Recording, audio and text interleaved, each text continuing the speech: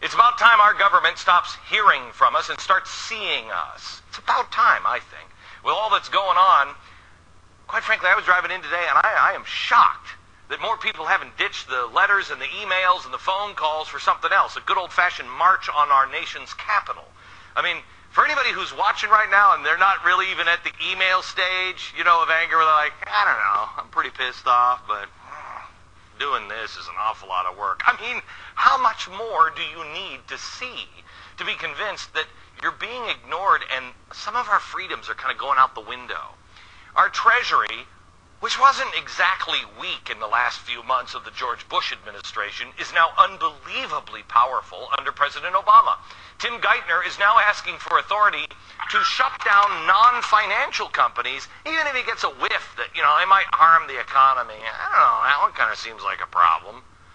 At least a couple of lawmakers are asking honest, non-politically motivated questions and expressing the outrage that we all should be feeling.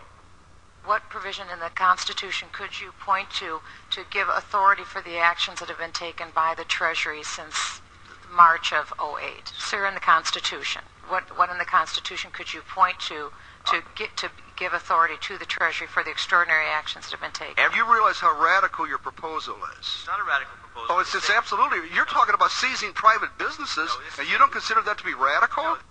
No. I like the look on his face. What part of the Constitution? What? That wasn't in my notes. On top of that, Geithner is now waffling on something that should take about half a second to say, no. The world reserve currency to replace the dollar. First he said, we're not going to trash the dollar. Then he said, hey, I'm open to it. I mean, why do we need that thing laying around? And then later he said, I don't know what I was thinking. I might have been. The world's currency is the dollar. Then also we have the debt. Since Bush took office, the size of the national debt doubled. And in just the last 6 months, they've put us on the hook for another $9 to $15 trillion. Democrats and Republicans alike have picked up the shovels. They're doing the hard work. What are you doing, Bill? Oh, I'm just burying the grandkids. Yeah, that's all I'm doing. In obligations that I believe is now impossible to repay. But they're not just destroying the economy or they're destroying the big hearts, by hurting charities. They're destroying trust as well. Yesterday, the Senate passed a watered-down version of the AmeriCorps bill, a.k.a. the GIVE Act, which apparently we have problems with now. It basically indoctrinates your child into community service through the federal government. And now, as if all of that wasn't enough, I get up this morning, I'm driving in my car. The Obama administration is set now to release 17 Chinese Muslim separatists from Gitmo. And not just release them, but they release them onto the streets of America. What? Yeah, that's because no other country will take them. Who are these people that we're about to grant the greatest golden ticket in life to? Does anybody know? I mean, do you know?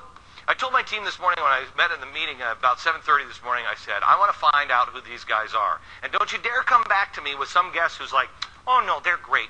Give me all this sunshine and lollipop stuff. I mean, we're talking about giving these people welfare and putting them out on the streets. I said, I want some big conservative, even if they got fangs, I want somebody, the only one I'll believe that says, oh no, we can release these people.